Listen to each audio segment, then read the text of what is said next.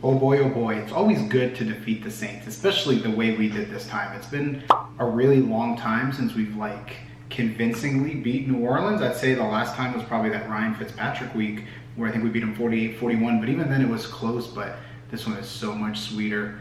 Oh, it's so exciting to go into the bye week at 3-1, number one in the division, second best record in the NFL. You couldn't have written it any better, I think most people wouldn't have predicted that. But before I get into my full reaction, I am Rami B. If you are new here, make sure you click the subscribe button down below. I post weekly Buccaneer reactions, so let's get into the reaction. Our Tampa Bay Buccaneers beat the New Orleans Saints 26-9 in a fairly convincing one-sided win. Now, I do want to put a disclaimer that I stopped watching in the fourth quarter when we went up 17-3. I want to say 17-6. I want to say it was. I had to step out of the house, so I missed the end of the game, but I was able to watch some highlights and read some things on Twitter, so I think I have a good idea of what happened. But our Buccaneers amassed 353 total yards with 239 passing and 114 rushing, while the Saints only had a total of 197 yards.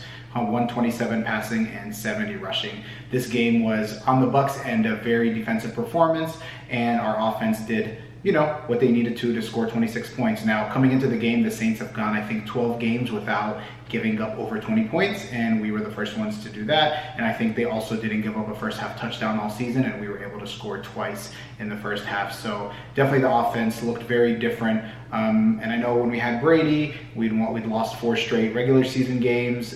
We beat them in the playoffs, and then last year we swept them. We had a couple the comeback and all of that. But I think, with a better offensive coordinator who's more creative, and it looked like Dave Canales definitely took last week's loss personal and was able to adjust again. A breath of fresh air seeing an offensive coordinator that's willing to adjust, take accountability, and not be arrogant and talk to the media like Leftwich used to. But let's talk about Baker Mayfield. 25 of 32 for 246 yards, 3 touchdowns and a pick. For the season, he has 7 touchdowns and 2 picks. And I think he's on pace for 28, 29 touchdowns and 6 picks or something like that. So definitely a good performance by him. That pick could have been avoided when we were driving down right before the half. We had, I think it was 20-some seconds left, I think, and we had 2 timeouts, so there was no need to really try to get it all. But I get what he was trying to do. It was a poorly thrown ball. The decision wasn't too bad, but we ended up getting the ball later when the Saints tried running out of their goal line and ended up fumbling and Winfield and all of that. So definitely kudos to him, especially not having Mike Evans for the whole second half, and I think part of the second quarter as well. The run game kind of woke up a little bit. Rachaad White, 15 carries for 56 yards and 3.7 yards per carry. There was a point in the third quarter where he was breaking off some bigger runs. A couple got brought back by flags, but good to see that the yards per carry is improving. And now that he's hitting the hole, with more power and speed and being more decisive, it's starting to show results. So hopefully he can keep it up, because last week I was very critical of him. Baker had 8 rushes for 31 yards, very timely and appropriate runs to get first downs and get us in a field goal range when we need it and things like that. So he continues to be very aware and can make good decisions in terms of when to run the ball. Keyshawn Vaughn came in 9 for 16 with a 1.8 average. Again, not so good. We definitely need to upgrade our running back room, because the ones we have definitely are not it. On the receiving end, Chris Godwin, 8 catches for 114 yards. Definitely picked up the slack once Evans went out. Tompkins, 4 for 45 in that beautiful backyard style touchdown. I think we were inside the 10. Baker had 20 minutes in the pocket and threw a diving ball to Devin Tompkins and essentially sealed the game with that. Evans had 3 for 40. I think every target Evans had, he caught. So Lattimore today did not win the matchup against Evans at all. The one that he didn't catch was a DPI, which would have been, I think it was a 30 to 40 yard, would have been a touchdown on a go route. And of course, Lattimore on his way down grabbed Evans' foot and pretty much tackled him. So that took a little bit off of Evans' stats. But yeah, Evans went out with a hamstring, and I think he should be fine. We have a bye week next week, so maybe he'll have time to recover and come back for that Detroit creamsicle throwback game. Rachaad White, 3 catches for 22. K. Dotton, 3 for 13 and a touchdown. And Trey Palmer, 2 for 6 and a touchdown.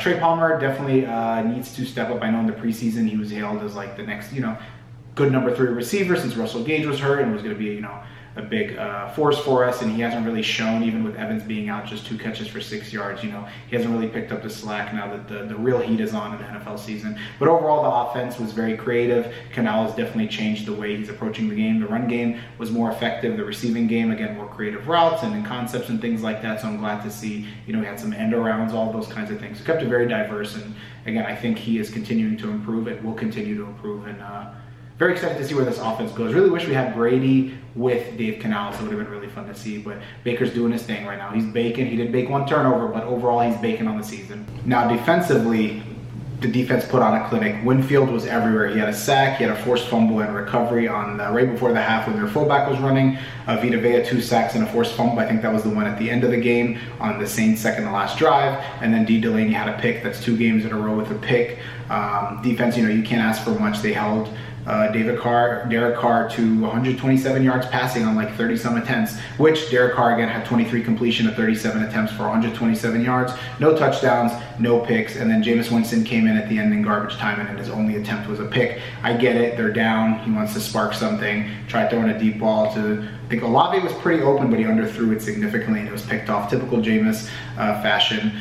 The running game didn't really do much. Kamara 11 for 51 yards in the fourth quarter, end of third, fourth, they were running pretty effectively with Kamara, and then Taysom Hill only 4 rushes for 10 yards. He was pretty quiet on the day. And then again on the receiving end, not much. Michael Thomas, aka Slam Boy, 4 catches for 53 yards. Shaheed 3 for 33. Kamara 13 catches for 33 yards, and nobody else even got near 30 yards. So defense again puts on a clinic, and really since Bowles has taken over the defense in 2019, I feel like the Saints, outside of that game where they blew us out and one more game, we've held Kamara in check overall, and I think we've held their offense in check, especially the last couple of years for sure. But overall, a great performance. I would consider it a blowout win, a 3-score win, against a team that apparently is not a rival. So I don't know, they shouldn't be too mad since, they don't think about us and we're not a rival. So for them, it was just for a random team visiting them and playing them at home. But it was good to see that the Saints fans kind of turned on the team at halftime, started booing. And I want to say midway through the fourth quarter, the stadium started getting pretty empty. So it's really satisfying that,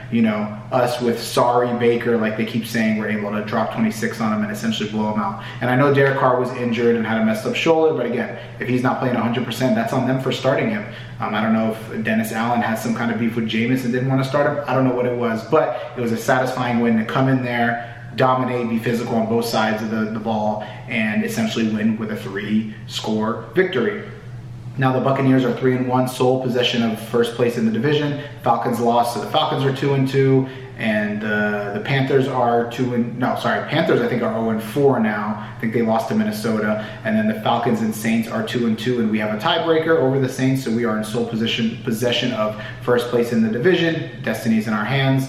Todd Bowles now is 4-0 against this, or 3-0 against the Saints as a head coach, hasn't lost to them. So that's really good. Week 2 last year, we beat them 20-10 when Jameis had 3 picks and like 2 pick sixes.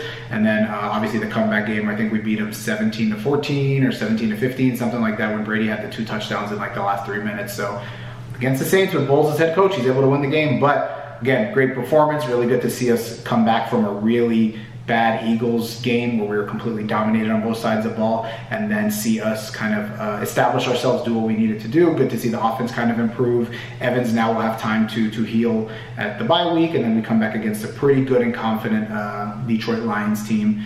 Mike Evans should heal up, like I said, and then the offense should continue to improve. But we are 3-1 at the bye. I don't think anybody really predicted that. I think most people predicted it would be 1-3 with our only win against the Chicago Bears, but we are at 3-1. We beat a Vikings team that is probably better than their record shows, at least compared to last year. They were obviously very solid.